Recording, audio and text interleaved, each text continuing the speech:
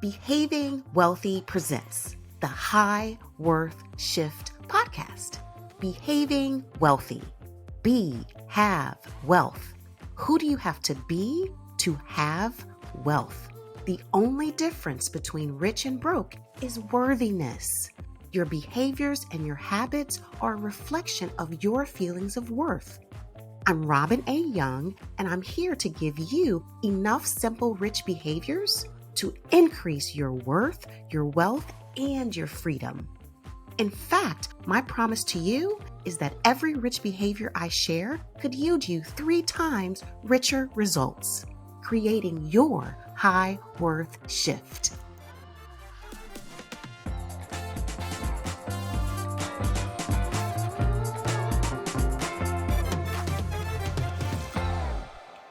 Welcome back to the High Worth Shift podcast. It's Robin A. Young, certified financial planner and CEO of Behaving Wealthy. And I'm so excited that you've chosen to spend your valuable time with me. Today's episode provides clarity on the giving conundrum experienced by high-income earners. First-generation high-income earners often vacillate between feelings of guilt and resentment regarding their giving. Let me summarize this phenomenon for you. First, there's very little giving planning. There certainly isn't integration into other life and financial goals. In fact, it's often in conflict with other goals.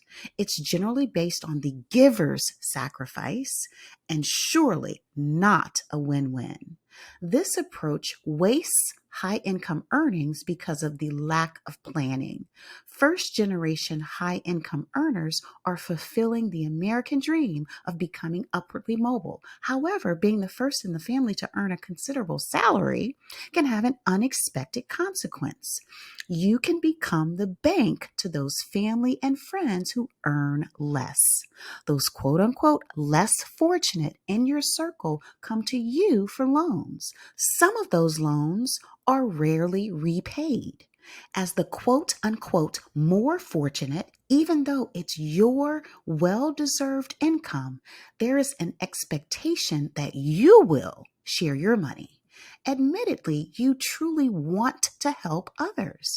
Additionally, if you're like most high-income earners, you have all your money in one account. The guilt is triggered because you do have something to share. It's the opposite of survivor's guilt. Survivor's guilt is a response to a circumstance that someone else experienced a loss, but you did not. High income guilt is often provoked when you've earned more income while someone else has earned less. To compound high income guilt, you have an illusion that you have more to give than you really do because all your money is in one place. You likely feel guilty if you don't share because you do technically have more, even though you likely have more obligations as well. But you don't often acknowledge your needs in this way. And so you give without calculating the impact on you and your family. When you have money coming in consistently, you see your total and it looks like you have so much, even though most of that money is earmarked for upcoming expenses. Simultaneously, your family and friends come back for more money. That's when resentment starts.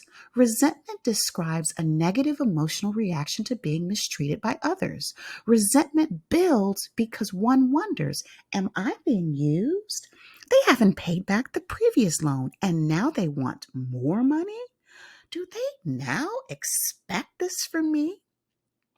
Have you ever considered the true results of giving from a place of guilt or resentment?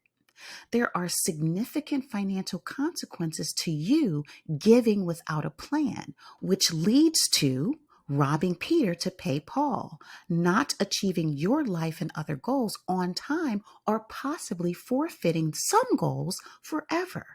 And finally, not having a giving strategy puts you squarely on the proverbial rat race so that you avoid creating debt. You see, what happens a lot is that this will put you in the red. This unplanned giving will put you in the red. Ultimately, you end up questioning, where did my money go? As long as you use this unplanned giving strategy, is as long as you'll be in the reactive mode. Life freedom and financial freedom are created from a proactive mode, not a reactive mode. It's time for you to shift into proactive mode regarding giving. Well, if you want more freedom, that is. Today's rich behavior allows you to do just that. Today's rich behavior is to determine how much you are actually giving. First, I want you to review how much you've given over the last 12 months.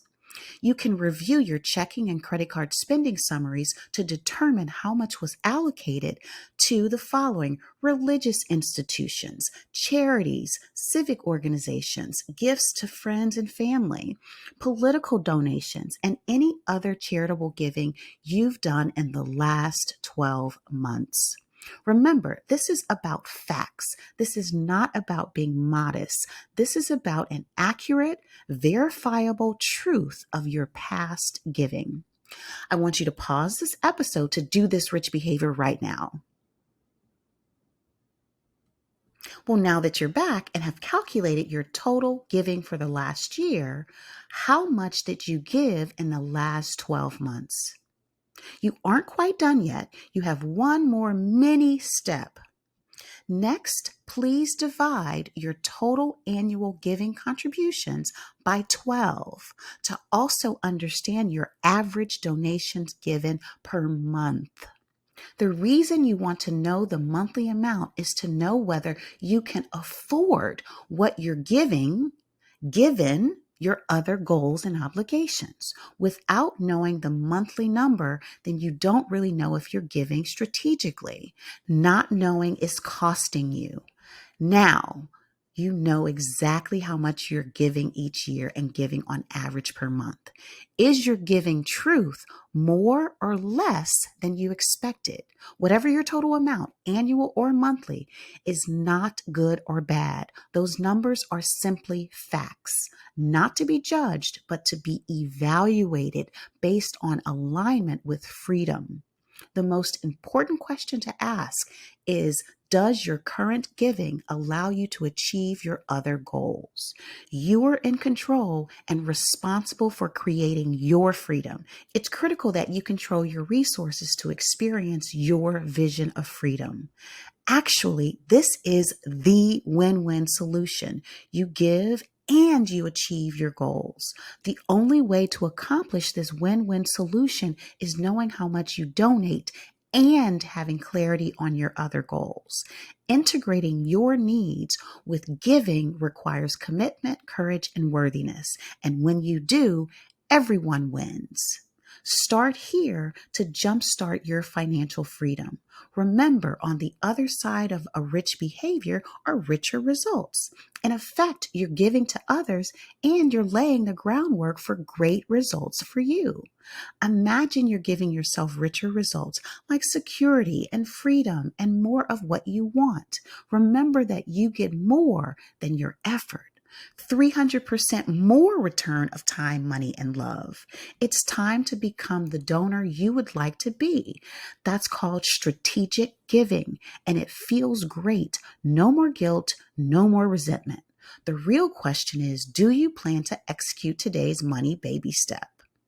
If you do, then great. If you won't, then why not? In my 23 years of experience, it boils down to feelings of worthiness. If one has feelings of worthiness, then it's a priority to determine the aligned win-win mix that allows you to achieve your goals and your donor vision. If one has feelings of unworthiness, then other people's feelings dictate your decisions. Other people's approval matters more than your goals. Feelings of unworthiness suckers one into misaligned decisions like giving as not to be seen as a bad rich person.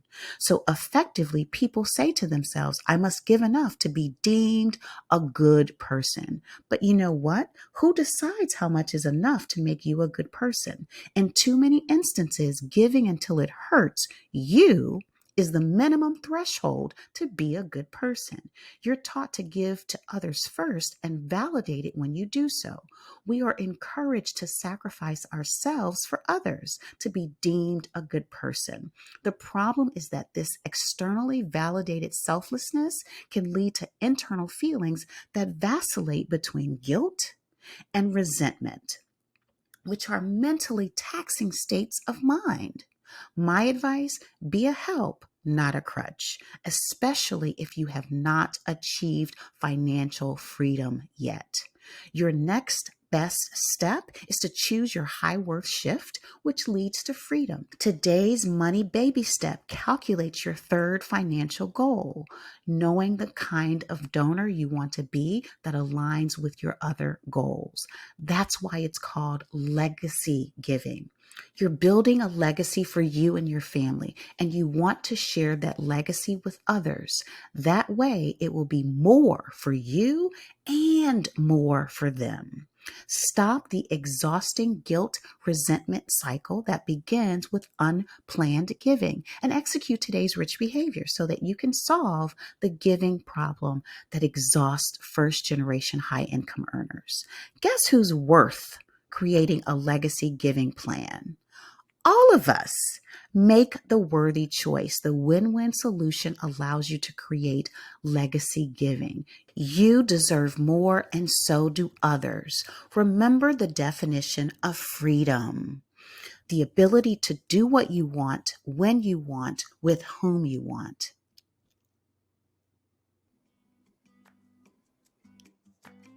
Now that you know today's rich behavior, it's time to make your move. Tell us when you complete today's rich behavior and what richer results you experience because you took today's baby step. Text 888-85-WORTH, 888-85-96784. We want to know how you are increasing your worth, your wealth, and your freedom. I know you're worth it, and I want you to know you're worth it. Most importantly, I want you to behave like you're worth it. If you loved what you learned today, please be sure to hit the follow button so you never miss a future episode, and leave a review to help me reach even more listeners just like you looking to maximize and turn their hard-earned income into more. The High Worth Shift podcast is created and copywritten in partnership with Robin A. Young and Behaving Wealthy. Be sure to rate, review, and follow the show on Spotify, Apple Podcasts, Google Podcasts, or wherever you get your podcasts. Especially, be sure to rate, review, and follow the podcast if you really liked it. My promise to you is in every episode to give you one rich behavior that can yield you 3 times richer results. That gives you a 300% return on your time spent with me. Remember, richer results are on the other side of today's rich behavior. You are worth more. It's time to make your move.